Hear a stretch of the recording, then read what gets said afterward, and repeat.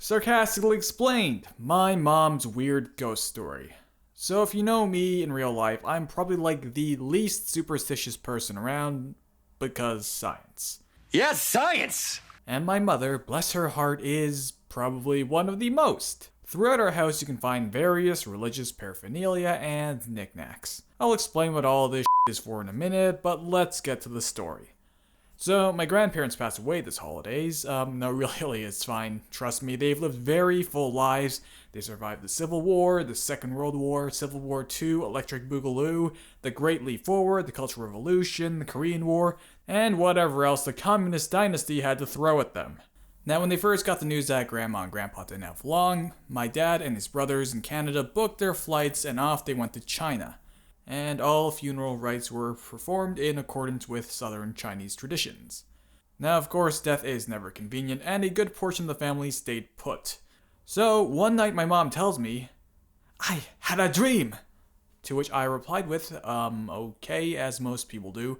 "No, in this dream, your grandfather was there, and he told me he hid away a lot of money." At this point I was skeptical, but I let her keep going since I now get to make this video. "And he wrote down on a piece of paper. I did not see the amount, but it was a lot of money." "Then how did you know it was a lot?" "And then he told me he hid in the house." Alright, let's explain the old house. Basically, this thing is roughly 100-something years old, and has been renovated a lot to keep up with the times. Thankfully, my family is a family of general contractors, so this wasn't a problem. Now, typically when someone dies, you're meant to board up the house for a while and not go in there because it is cursed or something or haunted.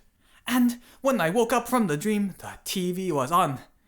There was nothing but the snow." Okay, you probably fell asleep on the remote, but whatever.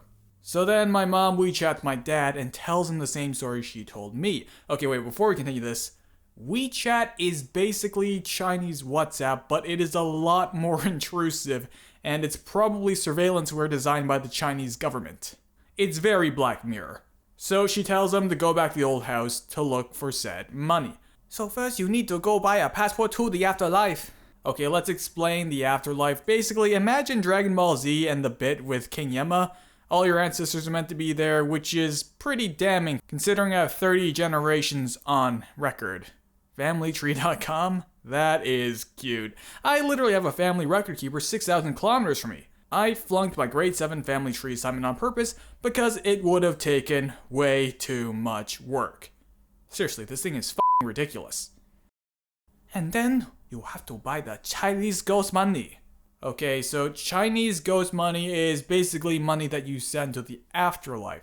Typically we send fruit or other food and light an incense, which also acts as food. It's all very arcane. I don't make the rules up, I just vaguely follow them when I have to, except I don't because I find religion has no space in my life. It's too full already, full of stuff. Now, like I said, ghost money is currency you use in the afterlife, and it is purchased usually in astronomical denominations because inflation is a problem in the afterlife and rivals that of Zimbabwe or another banana republic in Africa.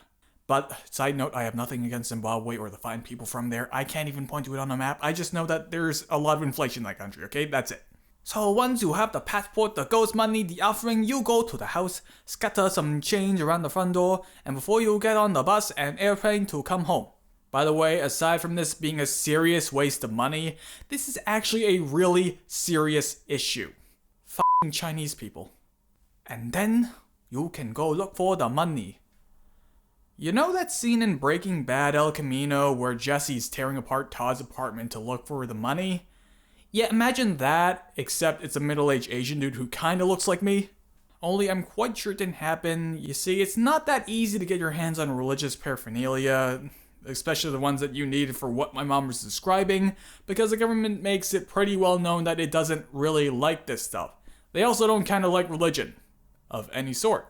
I don't know if you've seen this in the news or not, but turns out the only thing you're allowed to worship is Winnie the Pooh. Sheesh. Disney really made an impact in China, didn't they? "And if the Chinese don't want you, then I don't either. Now who the fuck is..." Crumbling Cube. Oh, that's me. Crumbling Cube. "Who is this? I don't know you. Are you from Pixar?" No, I'm from... YouTube. "What's... YouTube. Do I own that?" No, not yet, sir. And now this video, along with all of YouTube and Google, has been blocked in China. But you know what's a really convenient way to get around that? This convenient segue to our sponsor, SomeVPN. Because fuck it, no other advertiser has any balls anymore. And so after not giving in to my mom's paranoia, my dad came home, narrowly dodging all the coronavirus drama. Don't worry, he's fine, he definitely doesn't have it. And he performed the last leg of the journey by lighting up some more incense and Chinese ghost money, and before entering the house, declaring, Dad, Mom, we're at the house in Canada, you are home.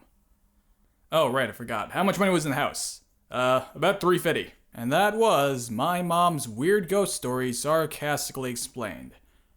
Do you have something that you would like to see me sarcastically explain next? Please leave down the form of suggestion down in the comments below. Make sure to check out all those links and support us on Patreon. And don't forget to like, comment, subscribe, turn on notifications.